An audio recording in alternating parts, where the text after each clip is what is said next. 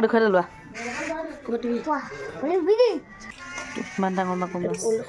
খাব নোৱাৰে দেই কয়তো কিয় দে চিনি মাছ মাগুৰ মাছ এই মাগুৰ মাছবোৰে তোমাক পেটক মাগুৰ মাছজনী কাটি ল'লোঁ এইজনী আকৌ আপোনালোকে থাইলেণ্ড মাগুৰ বুলি যে কয় সেইজনী বুলি নাভাবিব পুখুৰীত একদম লোকেল মাগুৰ হয় এইটো কিন্তু বহুত ডাঙৰ হৈ গৈছিলে আৰু ইয়াত দেখিছে নহয় এয়া একদম তেল দেখিছেনে এইখিনি তেল পূৰা তেল হয়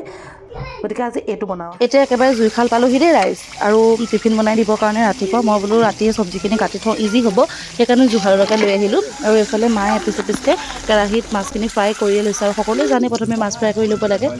আৰু মাগুৰ মাছ বনাইছোঁ ওলকবি আৰু বিলাহীৰ সৈতে পিচুক চক কিমান আমন জুমনকৈ বহি চাই আছে ইমান ঠাণ্ডা বুলি নাভাবিব আকৌ আপোনালোকে এইফালে হালধি নিমখ দি দিছে আৰু গোটেই চব্জিখিনি ভালদৰে লৰাই মেলি লৈ ইয়াতে পানী দি পিনে মাছ কেইপিচ দি উতলিবলৈ দিব আৰু লগতে গ্ৰীণ মটৰো দিব ইয়াতে আঞ্জাখন কেনেকুৱা পালে কমেণ্ট কৰি জনাব আৰু চেনেলটো প্লিজ ছাবস্ক্ৰাইব কৰিব